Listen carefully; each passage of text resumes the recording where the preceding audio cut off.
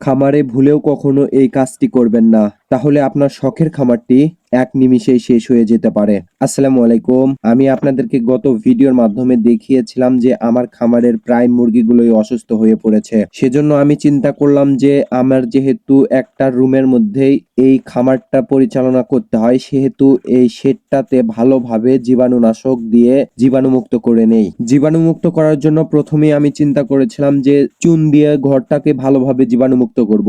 সেজন্য আমি দোকানে গিয়ে দোকানদারকে বলি যে জীবাণুনাশক হিসেবে চুন দেন। সেহেতু এই দোকানদার আমাকে আর একটা পরামর্শ দেয় যে এই চুন দেওয়ার বদলে জীবাণুনাশক হিসেবে ব্লিচিং পাউডার যদি খামারে ব্যবহার করা যায় সবচেয়ে ভালো হয়। এখানে আমি যেহেতু নতুন খামারি, খামার সম্পর্কে সেরকম কিছু বুঝি না কিংবা জানি না, সেজন্য আমাকে দোকানদার যেটা বোঝাইছে আমি সেটাই বুঝে এই জীবাণুনাশক ব্লিচিং পাউডারটা নিয়ে এসেছি। আমি আপনাদেরকে আরো একটা কথা জানিয়ে রাখি যে আমি যেহেতু নতুন খামারি, খামার সম্পর্কে সেরকম কিছু জানি না কিংবা বুঝি না। আপনারা যারা নতুন খামারি আছেন কিংবা খামার করতে চাচ্ছেন, আপনাদের সঙ্গেও এরকম সমস্যা ঘটতে পারে। সেজন্য আমি যেহেতু নতুন খামারি, আমার সঙ্গে যেরকম সমস্যা ঘটে সেই সমস্যাগুলো আপনাদের মাঝে তুলে ধরার চেষ্টা করি, যাতে পরবর্তীতে আপনাদের সঙ্গে এই সমস্যাগুলো না ঘটে। আমি এই খামারটাকে ভালোভাবে পরিষ্কার করে নিচ্ছি, কেননা দোকানদার আমাকে বলেছে যে খামারের মধ্যে ভালোভাবে ব্লিচিং পাউডার ছিটিয়ে দিলে এখানে কোনো প্রকার জীবাণু থাকবে না। এই কথাটাই শোনা হয়ে গিয়েছে আমার সবচেয়ে বড় ভুল।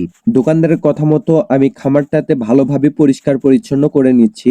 দোকানদার বলেছে খামারের মধ্যে চুন প্রয়োগের বদলে জীবাণুনাশক হিসেবে ব্লিচিং পাউডার ব্যবহার করলে সবচেয়ে বেশি ভালো হয়। সেজন্য আমি এই খামারটাতে ভালোভাবে ব্লিচিং পাউডার ব্যবহার করতেছি। এই ব্লিচিং পাউডার ব্যবহার করতে গিয়েই আমার সবচেয়ে বেশি বড় ভুল হয়ে গিয়েছে, কেননা এই ব্লিচিং পাউডার চুনের চেয়ে অতিরিক্ত গন্ধ বেশি হয়। সেজন্য একটা খামারে প্রাণী থাকা অবস্থায় কখনোই এই খামারের মধ্যে ব্লিচিং পাউডার ব্যবহার করা যাবে না। আপনারা যদি ব্লিচিং পাউডার ব্যবহার করতেই চান তাহলে করতে পারেন গরুর শেডের মধ্যে ব্লিচিং পাউডার পানির মধ্যে মিশিয়ে এখানে এই শেডটা ভালোভাবে ধুয়ে পরিষ্কার করে দিতে পারবেন। কিন্তু কখনোই মুরগির খামারে ব্লিচিং পাউডার ব্যবহার করতে যাবেন না, শুধু পাউডার দিয়ে ছিটিয়ে দিতে যাবেন না, তাহলে এই ব্লিচিং পাউডারের যে গন্ধটা আছে অতিরিক্ত গন্ধ হয়ে যায়, এটার স্বাদ অন্যরকম। সেজন্য খামারের মধ্যে ব্লিচিং পাউডার ব্যবহার করলে যে প্রাণীগুলো আছে কিংবা মুরগিগুলো আছে, এই মুরগিগুলো খামারের মধ্যে থাকা অবস্থায় সহ্য করতে পারবে না।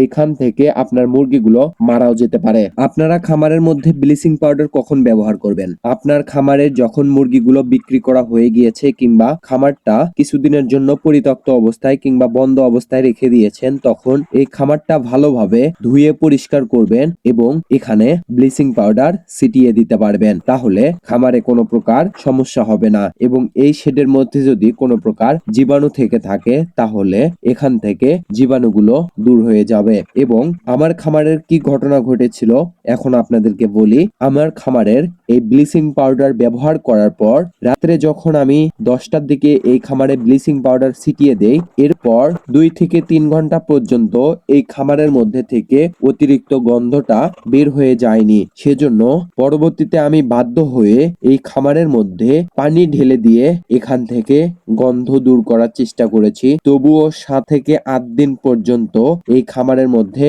এই ব্লিচিং পাউডারের অতিরিক্ত একটা গন্ধ ছিল।